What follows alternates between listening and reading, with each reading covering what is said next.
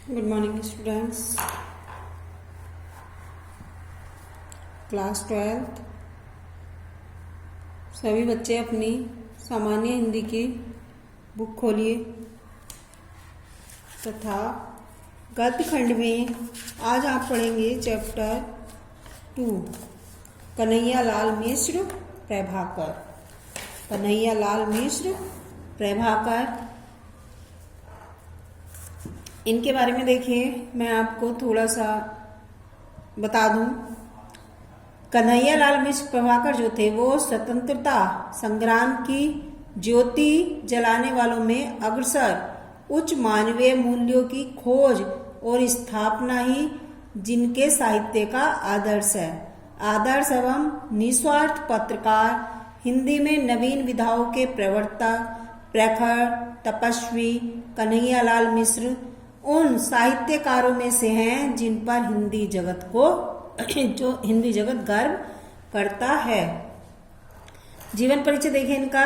प्रभाकर जी का जन्म सन 1906 ईस्वी में सहारनपुर जिले के देवबंद कस्बे में एक साधारण ब्राह्मण परिवार में हुआ था। इनके पिता पंडित रमादत्त मिश्र पंडिताई और पुरोहिताई का काम किया करते थे, परंतु उनके विचार में महानता और व्यक्तित्व में दृढ़ता थी। उनका जीवन अत्यंत सरल और सात्विक था। प्रभाकर जी की माता का स्वभाव बड़ा कर्कश और उग्र था। प्रभाकर जी ने स्वयं अपने एक संस्मरण में लिखा है, पिताजी दूध मिश्री थे तो माताजी लाल मिर्च थी। प्रभाकर जी की शिक्षा नगण्य ही हुई। वे अपनी शिक्षा के विषय में लिखते हैं, हिंदी शिक्षा सच माने तो पहली पुस्तक के दूसरे पाठ खे टे मेल खटमल टे में टमटम, फिर साधारण संस्कृत बस हरिओम यानी बाप पढ़े न हम। जब वे खुर्जा में एक संस्कृत विद्यालय में पढ़ते थे तब प्रसिद्ध राष्ट्रीय नेता मौलाना आसिफ अली के ओजस्वी भाषण को सुनकर परीक्षा को छोड़कर स्वतंत्रता संग्राम में सक्रिय भाग लेने लगे। इसके बाद उन्होंने अपना संपूर्ण जीवन राष्ट्र सेवा में लगा दिया। ये सन 1930 से 1932 ईस्वी तक और सन 1942 ईस्वी में ये जेल में रहे और राष्ट्र के उच्च नेताओं के संपर्क में आते रहे। भारत की स्वतंत्रता के पश्चात इन्होंने अपना जीवन पत्रकारिता में लगा दिया। ये एक सजग पत्रकार थे और सहारनपुर में नया जीवन और विकास नामक मासिक पत्र निकाल रहे थे। इनकी पत्रकारिता के साथ साथ साहित्य सृजन में भी संलग्न रहे। इनके लेख राष्ट्रीय जीवन के मार्मिक संस्मरणों की सजीव झांकियां हैं, जिनमें भारतीय स्वाधीनता के इतिहास के महत्वपूर्ण पृष्ठ भी हैं। हिंदी जगत का यह विवेक सन 1995 ईस्वी में इस दुनिया से विदा हो गया। इनकी कृतियां देखिए। प्रभाकर जी ने हिंदी की विभिन्न विधाओं में साहित्य रचना की। इनके अभी तक 9 ग्रंथ प्रकाशित हो चुके हैं। रेखा चित्र में नई पीढ़ी के विचार, जिंदगी मुस्काई, माटी हो गई सोना, भूले बिसरे चेहरे। और लघु कथा आकाश के तारे, धरती के फूल, महके आंगन, चहके द्वार, बाजे पायलिया के घुंघरू और संस्मरण में दीप जले शंख बजे। ललित निबंध है इनके, क्षण बोले कण मुस्काए, बाजे पायलिया के घुंघरू। संपादन प्रभाकर जी ने नया जीवन, विकास और ज्ञानदेह समाचार पत्रों का संपादन किया। ये ज्ञानोदय के संपादक भी रहे। इन पत्रों में प्रभाकर जी के सामाजिक, राजनीतिक और शैक्षिक समस्याओं पर आशावादी और निर्भीक विचारों का परिचय मिलता है। ये हुआ कन्हैयालाल मिश्र जी के बारे में हमने आपको बताया। अब आइए इनका पढ़ते हैं रॉबर्ट नर्सिंग होम, जो कि कन्हैयालाल मिश्र प्रभाकर द्वारा लिखित है। प्रस्तुत पाठ जो है रॉबर्ट नर्सिंग होम में कन्हैयालाल मिश्र द्वारा रचित एक रिपोर्टाज है ये। परंतु रिपोर्टाज में लेखक ने इंदौर के रॉबर्ट नर्सिंग होम की साधारण घटना को अत्यंत प्रभावशाली ढंग से प्रस्तुत किया है। रिपोर्टाज में नर्सिंग होम में कार्यरत 3 परिचारिकाओं जैसे मदर मार्गरेट, मदर टेरेसा एवं सिस्टर क्रिस्ट हेल्ड का परिचय एवं उनके सेवा भाव का वर्णन किया है। घटना का चित्रण जो हुआ है वो इतने मार्मिक रूप से हुआ है कि वह ऐसा लगता है कि सच्चे धर्म देश फ्रांस और जर्मन की जैसे मानव सेवा और समता की मिसाल बन गया है। मदर टेरेसा और सिस्टर क्रिस्ट हेल्ड दोनों अलग अलग एवं विरोधी देशों की क्रमशः फ्रांस और जर्मनी की निवासी थी।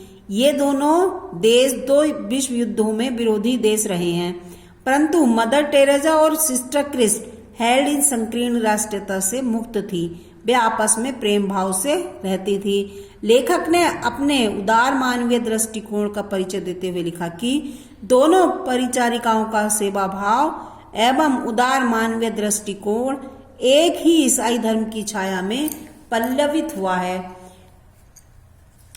फिर ये अलग अलग देशों में रहते हुए जो कि एक दूसरे के दुश्मन रहे हैं, फिर भी इनमें आपस में कितना प्रेम है। प्रस्तुत पाठ में यही बताया है कि ठीक है। अब आगे देखिए इनका, पहले आप इस चैप्टर की रीडिंग लगाएंगे कि कल तक जिनका अतिथि था आज उनका परिचारक हो गया, क्योंकि मेरी अतिज्ञा अचानक रोग की लपेट में आ गई और उन्हें इंदौर के रॉबर्ट होम में जाना पड़ा। जो लेखक थे ये वहाँ इंदौर का जो रॉबर्ट नर्सिंग होम था तो इन्हें वहाँ भर्ती होना पड़ा और यह सितंबर सन 1951 की बात है। 51 की बात है। रोग का मतलब जब रोग इनके पूरे शरीर में फैल चुका था, ये कपकपा रहे थे और इसी चिंता में इनको सताए रहती थी और ये सुस्त भी रहने लगे थे। तभी मैंने चौंक कर देखा कि अपने विशिष्ट ध्वल वेश में आच्छादित एक नारी कमरे में आई। तभी मतलब अचानक एक जो मतलब ऐसे भेष में थी जिसका भेष जो है वो सफेद है। तब इनके कमरे में एक लड़की आई। उनका मुंह लंबा, जो मुंह अच्छा नहीं लगता, बीमार के पास लंबा मुंह नहीं। आते ही उन्होंने कहा, भाषा साफ सुथरी, उच्चारण साफ और स्वर आदेश का, पर आदेश ने अधिनायक का न अधिकारी का, पूर्णतः माँ का, जिसका आरंभ होता है सिकंजा से और अंत में गोद से। मतलब उन दोनों ने, मदर टेरेसा ने और क्रिस्ट हेल्ड ने, सिस्टर क्रिस्ट हेल्ड ने इनकी बहुत मन से इनकी सेवा की थी और ये एकदम ठीक होते चले गए थे। तो उनकी सेवा का इन पर बहुत अधिक प्रभाव पड़ा। तभी इन्होंने कुछ क्वेश्चन किए थे मदर टेरेसा से कि तुम हंसी बिखेरती हो, जो डॉक्टर ने अपने जाने कितने अनुभवियों एक ही वाक्य में गूंथ दिए। मैंने भावना से विभूत हो सोचा, जो बिना प्रसव किए ही माँ बन सकती है, मतलब बिना बच्चे को जन्म दिए ही वह माँ बन सकती है, वो अपना प्यार दुलार दूसरों पर लुटा रही है मदर टेरेसा। वही 30 रुपए मासिक के योगक्षेम पर 20 वर्ष के दिन और रात सेवा में लगा सकती है और वही पीड़ितों के तड़पते जीवन में हंसी बिखेर सकती है। तीसरे पहर का समय थर्मामीटर हाथ में लिए यह आई मदर टेरेसा और उनके साथ एक नवयुवती उसी विशिष्ट ध्वल वेश में घोर आकर्षक है। हाँ, घोर और आकर्षक, पर उसके स्वरूप का चित्रण करने में ये दोनों ही शब्द असफल। कहने का मतलब इस चैप्टर में यह बताया गया है कि किस तरह से मदर टेरेसा माता के रूप में रोगियों का पालन पोषण कर रही है, उन्हें प्यार दुलार दे रही है।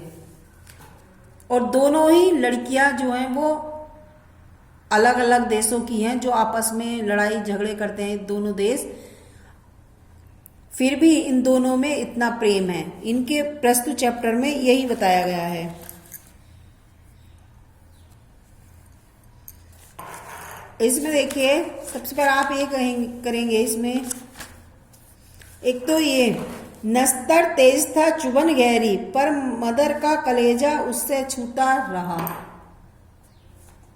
पर मदर का कलेजा उससे अछूता रहा। इस पैराग्राफ का यहाँ से नगण्य पर कितनी अजय, ये वाला आपको घर से करना है। इसके बारे में आइए मैं आपको एक्सप्लेन किए देती हूँ कि नस्तर तेज था चुभन गहरी।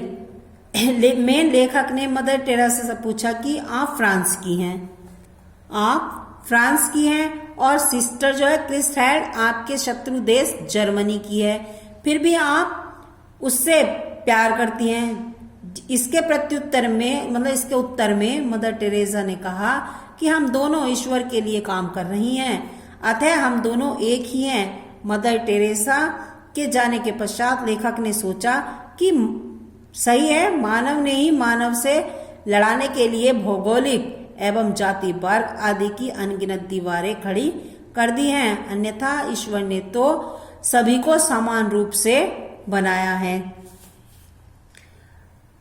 ठीक है ना। इसका यहां से यहां तक यही अर्थ है। यह आप घर से करेंगे।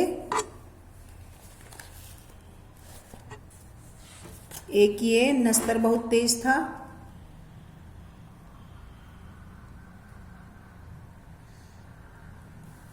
और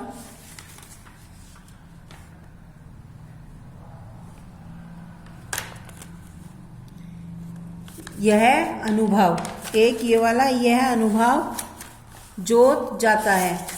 मैं मतलब यह है कि लेखक कहता है कि वृद्ध नर्सों के अंदर कोई अलौकिक तेज है जिससे इनका जीवन सजग बन गया है। ये सब किसी लक्ष्य केंद्रित सेवा परायण जीवन के प्रकाश को विकीर्ण करने वाले प्राणियों का समूह है। इनमें अद्भुत विश्वास भरा हुआ है। इनका जीवन एकाग्र साधना का जीवन है। आज भी ये भयंकर रोग से पीड़ित रोगियों को अपनी मुस्कान भरी सेवा के से जीवित करने का अमर संकल्प देती है। यद्यपि यहाँ पर रहने वाली नर्सों के देश अलग अलग हैं, भाषाएं भिन्न भिन्न हैं, किंतु इनके मन में जलने वाली प्यार और सेवा की ज्योति अद्भुत एवं सर्वोत्तम है। इसका यहाँ से यहाँ तक करके लाएंगे। मतलब लेखक के अनुसार सबके हृदय में सेवा भावना और प्यार की ज्योति विश्व की सर्वोत्तम ज्योति है। लेखक ने नर्सों के जीवन को अलौकिक और सर्वोत्तम ज्योति बताया है। उन्होंने अपने अनुभव से नर्सों के जीवन को अलौकिक और सर्वोत्तम बताया है। ये दो आप अपने इस बुक में नोटबुक में करेंगे इनकी व्याख्या। आज के लिए इतना ही। धन्यवाद बच्चों।